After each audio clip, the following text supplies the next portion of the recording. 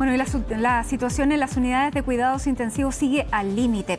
Este martes se informó una ocupación del 96,8% y en la región metropolitana nos decían hace unos instantes hay solamente 39 camas disponibles. Vamos a conversar sobre esta situación con el presidente de la Sociedad Chilena de Medicina de Urgencia, el doctor Luis Emberg. ¿Cómo está, doctor? Buenas tardes.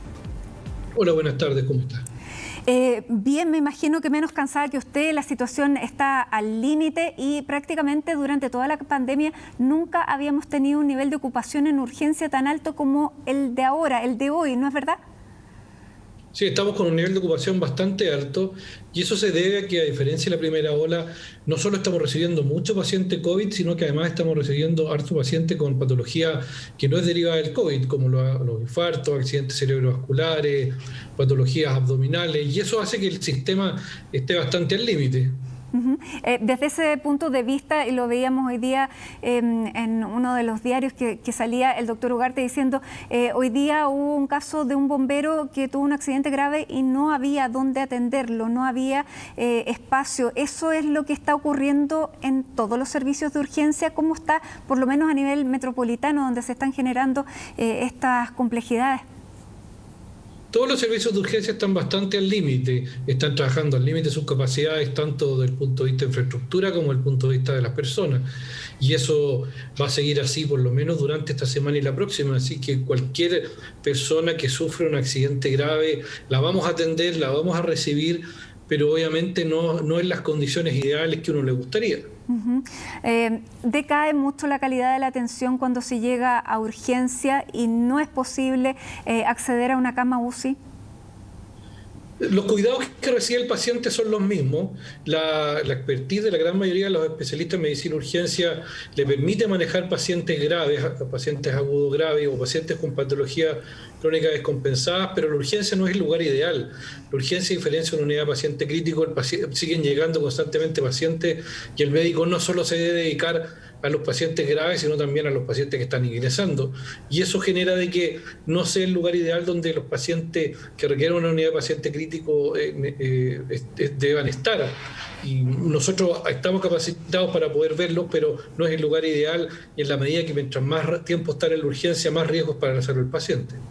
Doctor, conversábamos ayer con el doctor Cristóbal Cuadrado sobre las palabras que había dicho el ministro de Salud, que todavía no se había producido el dilema de la última cama, pero él planteaba que no se produce probablemente en el último momento porque ya se ha producido antes, donde prácticamente se decide a quién subir a la unidad de cuidados intensivos y a quién no. ¿Cómo lo está viviendo usted en urgencias?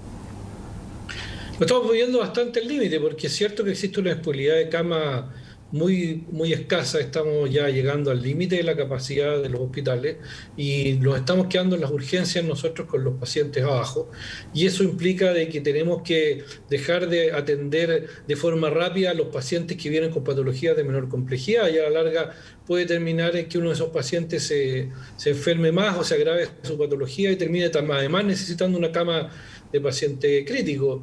El dilema de la dificultad de las camas los pasa todos los años en la urgencia. Esto no es algo nuevo para los servicios de urgencia. Nosotros todos los años en la campaña de invierno tenemos que decidir a qué pacientes subimos primero a las camas de UCI o trasladamos a una cama de UCI o intermedio y a qué pacientes lo hacemos después.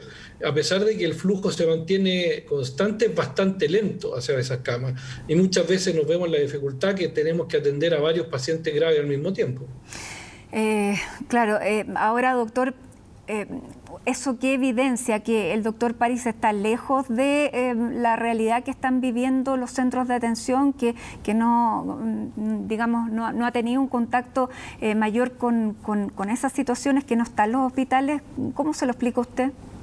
No, yo creo que, nosotros participamos, siendo súper sinceros, nosotros tenemos una llegada directa principalmente con el subsecretario de RD, el doctor Duñac, y él ha sido bastante abierto a escuchar lo que está pasando en la urgencia.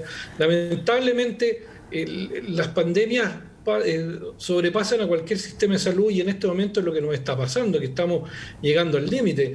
Yo creo que el doctor París lo tiene absolutamente claro, y nosotros se lo hemos hecho saber en reiteradas ocasiones. Aquí no se trata de ver quién tiene la verdad y quién no, aquí se trata de ver cómo logramos hacer las camas suficientes y el espacio suficiente para lograr atender a todos los pacientes, entendiendo de que en este momento estamos bastante al límite, porque no solo se requiere una cama, no solo se requiere el ventilador, se requiere también el factor humano, que es súper importante. Yo creo que el Ministerio sabe eso, nosotros se lo hacemos saber diariamente, la realidad que tenemos, le hacemos ver las dificultades.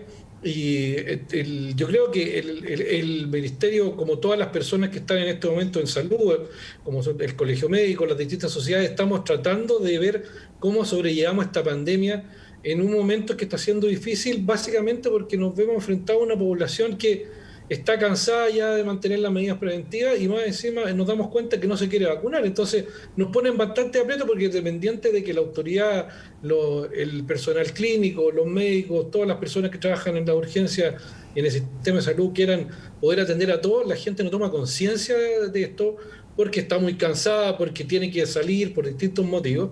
Y eso nos está llevando al límite y provocando serios problemas. Yo no creo que esté disociado el Ministerio, creo que está súper al tanto de lo que está pasando y tratando de hacer lo que puede, lamentablemente. Doctor, ¿y cómo describiría al tipo de paciente que le está llegando a urgencia? Porque esta situación es muy distinta a la que vivimos el año pasado. ¿Quiénes son los que están llegando en las últimas semanas y cuáles son las complejidades que están presentando? Porque aparentemente la situación es distinta. Estamos recibiendo dos tipos de pacientes. En primer lugar, los pacientes que son con COVID o con infecciones respiratorias sospechosas de COVID. Son pacientes que son más jóvenes que la ola previa. La mayoría de los pacientes está bajo los 60 años. Incluso en este momento la mayor cantidad de pacientes está bajo los 40 años, los que están llegando.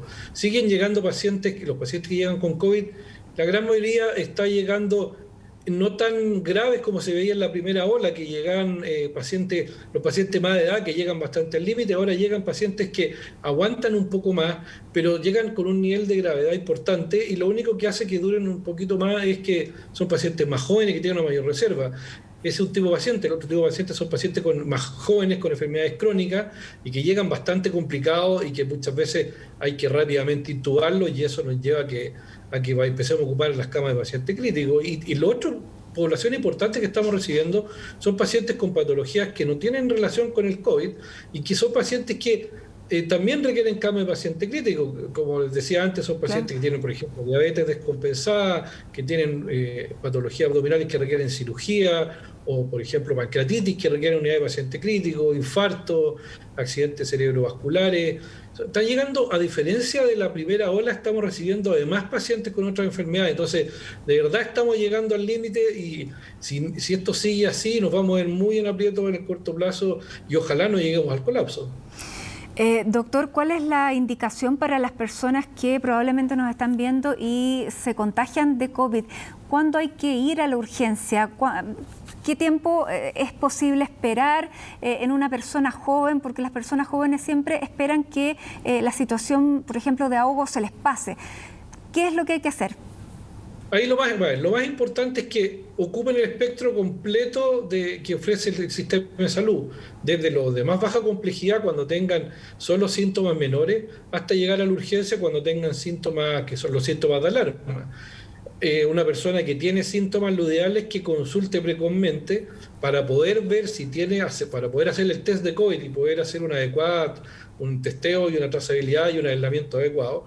Y cuando ya tenga síntomas de alarma, consultar. Los síntomas de alarma son fiebre que no cede, dificultad respiratoria, que el paciente se sienta muy cansado, que respire muy rápido, o que use los músculos que habitualmente no usamos para respirar, como son los músculos del cuello o son los músculos del abdomen. Esos pacientes deben consultar precozmente en alguna de las partes del servicio de urgencia, como pueden ser los servicios de atención primaria y urgencia, y si ya o están más cerca de un hospital, ahí tienen que acudir a un hospital. No tiene sentido que los pacientes esperen más porque a la larga terminan agravándose más.